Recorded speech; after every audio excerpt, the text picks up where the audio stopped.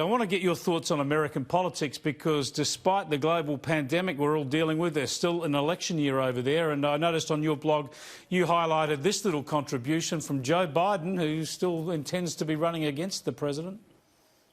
We cannot let this, we've never allowed any crisis from the Civil War straight through to the pandemic of 17, all the way around 16.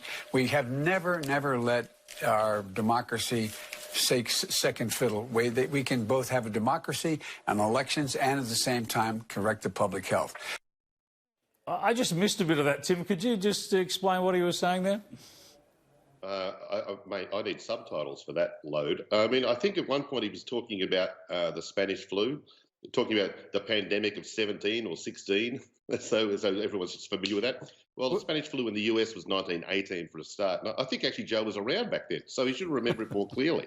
But I mean, he does these daily sort of broadcasts literally from his basement, and you'd think he'd have got a few notes together. Although in previous ones he has had notes, and he's been just as incoherent. It's not going to be pretty when and if he goes up against Donald Trump.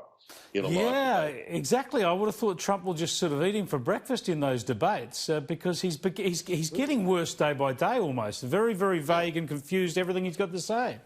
Yeah, and, the only danger, I guess, for Trump is that he might not look too sympathetic. It's sympathetic if he goes in too hard. I mean, it's almost bullying, it might be considered bullying to rip into Biden so hard at the moment because, man, the guy is really losing it. It's not amusing. It's kind of more sad. Yeah, it is indeed. Now, I just wanted to get your thoughts before we go on a couple of cartoons. I showed them last night on my media show, but I thought more people should get to see them. First up, look at this cartoon from a French-Canadian cartoonist that requires no words. A fantastic take on coronavirus and cruise liners. Yes, he'd rather take his chances on his little island than go anywhere near one of those boats of doom. Yes. And that's a beautiful piece of work. That's it's great. No subtitles, no words are required.